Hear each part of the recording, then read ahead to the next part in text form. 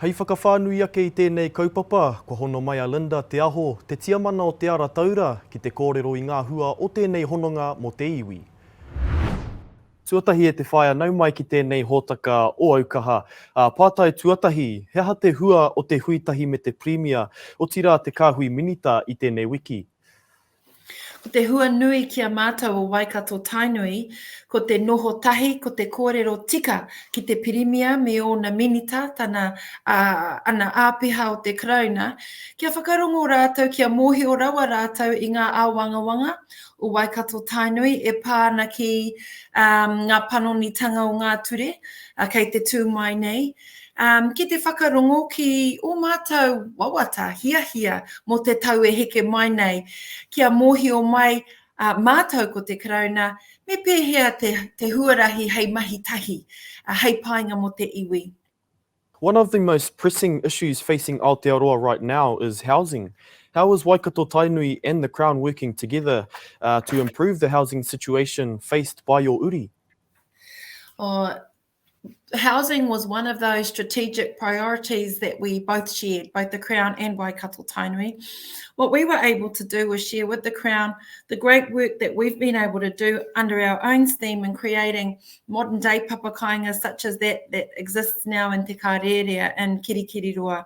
And we're saying to the Crown, if they actually honoured the budget comments that they made and partnered with us to deliver housing opportunities throughout our rohe, and we can bring the value that we bring in terms of the wraparound services such as financial literacy, helping people unlock their Kiwi savers for deposits, accessing those first home buyer subsidies, etc. We could accelerate not only their vision for well-being, but our vision for mana motuhake as well.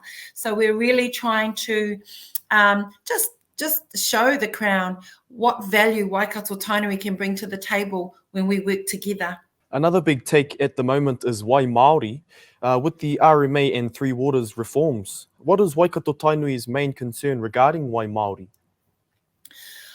Well, there are several, and remembering that this Kingitanga Accord was actually born out of our river settlement, it's our duty to make sure that we are restoring and protecting our tupuna awa for current and future generations. So we're really concerned that the Crown approaches these reforms that are coming online in silos. So we have one minister dealing with Three Waters, we have one minister dealing with freshwater rights and interests, another minister dealing with Resource Management Act reforms.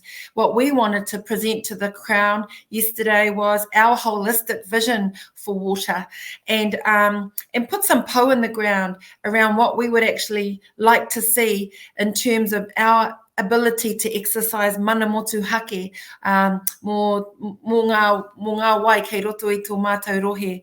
And the other big concern is, as I said, this Kingitanga Accord was born out of our river settlement, where we are anxious that not by design, but just by consequence, some of the mechanisms that were hard fought for in our settlement might be unravelled or undermined by the new legislation coming into place. So we wanted to share that concern with the Crown, but also offer some solutions as to what the Crown might do and what the Crown might not do in order that we can protect and maybe even fortify those mechanisms that we have in place under our settlement.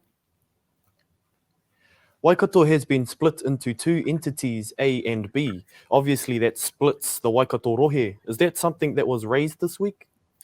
It is actually, and not just in relation to water. It's happening to us in health as well. So whenever the Crown determines a border or a boundary and draws that boundary on the map, it impacts us, particularly when it severs our own rohe. And very often what will happen for us in practice is that our whānau and tamaki are separated from us. So we wanted to just remind the Crown of the consequences of those decisions that are made without our input, and the consequences for our people. So you know, in terms of the Three Waters reforms and the entities, I want to say that we are generally supportive of the desire and the intention of the Crown to improve water services delivery, right? But what we wanted to share with them was some of the unintended consequences of the ways in which they've gone about drawing up these reforms.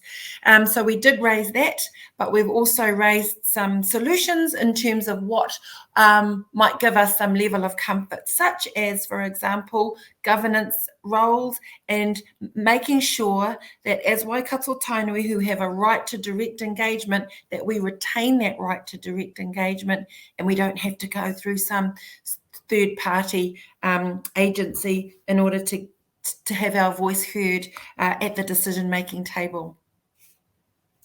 Whātai whakamutunga, ko te koiora tētahi o ngā take nui mo te iwi.